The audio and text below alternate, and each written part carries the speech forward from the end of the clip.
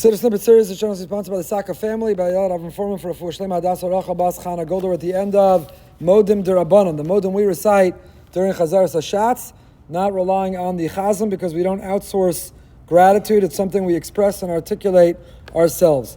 And Modim Derabanan ends with Al She'anachnu Modim Lach. We began Modim Anachnu Lach. We're grateful to you, Hashem, that you're our God. You are the God of our ancestors. You're the God of all of humanity. You're the creator of Bereshis.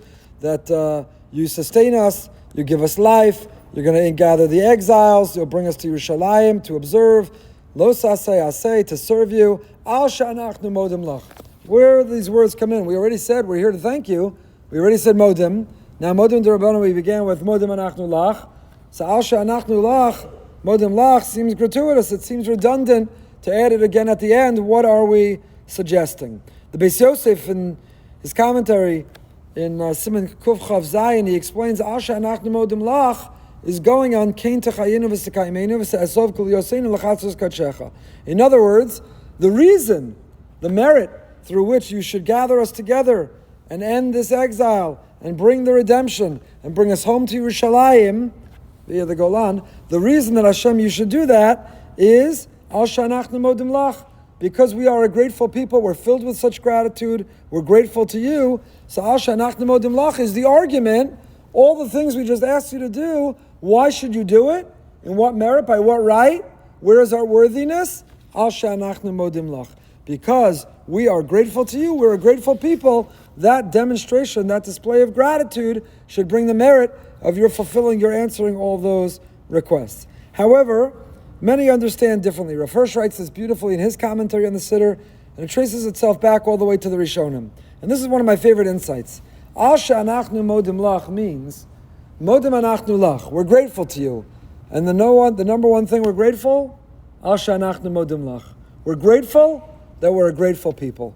Look around the world and you see people who are so ungrateful, so egocentric, self-centered, self-absorbed, people who feel so entitled, that they have trouble saying thank you. They can't identify or recognize the good, the blessing in their life. People who are so arrogant that they don't want to admit, as we said, the word hodah means both an admission and gratitude.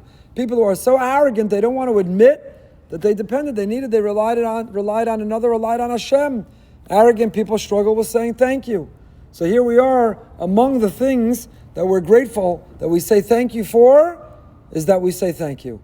Thank you, Hashem, that we're a grateful people. Thank you for giving us the opportunity, the capacity, for giving us the ability, the desire for living a life in which we say thanks. Modim anachnu lach, al she'anachnu modim lach. Thank you that you've made us a people of thank you. Indeed, it is our very name. The Chidush Harim points out that the way we refer to Yidden, Jews, are Yehudim. We are Yehudim named after Yehuda, Yehudim named after Modim, Yehudim because the defining characteristic of what it means to be a Jew is to be somebody who feels gratitude, somebody who sees and identifies, who focuses in with all else that's going on and all else that's struggling or going wrong to find what's going right and the ability to say thank you. It's what it means to be a Jew, to be a member of the Jewish people, to be among the Yehudim is to be Modeh. So Modim anachnu lach, Hashem, what a bracha. We're so grateful. Unlike people who are so self-centered, so egotistical, so arrogant, who struggle so much with saying thank you, we're grateful, and we say thank you, that we're among those who say thank you. That alone is worth saying thank you for. Now how do we end? Baruch kel ha'odaos. Baruch kel ha'odaos is a machlokas rishonim. Many don't even realize, because we just say what appears in the Siddur, we follow the bottom line. The Torah quotes his father, the Rosh, Siman Kuf Chav Zayin. The Torah says that the way to end that bracha, other Rishonim as well, quote the Yerushalmi in brachos, that one ends Modim Derabanan with Baruch Atah Hashem Kel Ha'odaos. Shem u'Malchus. Or Shem, not Malchus, but Baruch Atah Hashem. We invoke God's name the way we do every other bracha of the Amidah.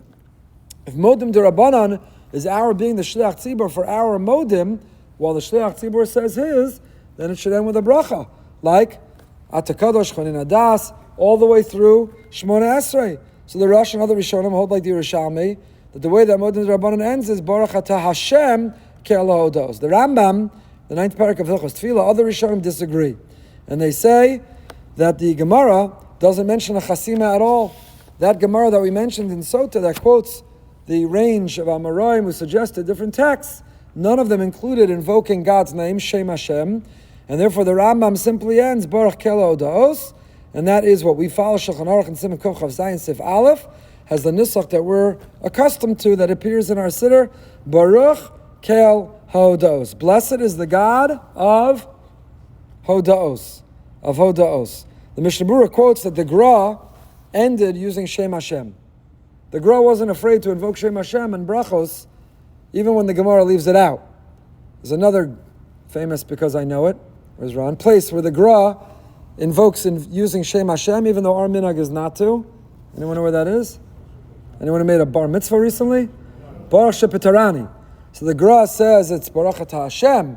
You invoke Hashem's name. Shepetarani me'on shel zeh. Other disagree and say the Gemara doesn't use Hashem's name, so we shouldn't take the doubt of maybe using it inappropriately. The Gra is not afraid, and even though the Gemara doesn't mention it doesn't mention the bracha, the Shem Hashem, the Gra nevertheless endorses it. Similarly here, the Gra, Mishnah Berurah quote says, with chasima of Hashem, but ein noagin kain, the Mishnah Berurah says, we don't. So all that's left, one more snippet on Modim Derabanan. Now that we said the practice, Baruch Kel Hodaos, not Baruch Ata Hashem Kel Hodaos, what does Baruch Kel Hodaos mean? We already mentioned in the introduction, many bow at the end of Modim, not only at the beginning, but Baruch, they bow at the end as well. But what do the words mean? Baruch Kel Hodaos. We'll finish up with that next time.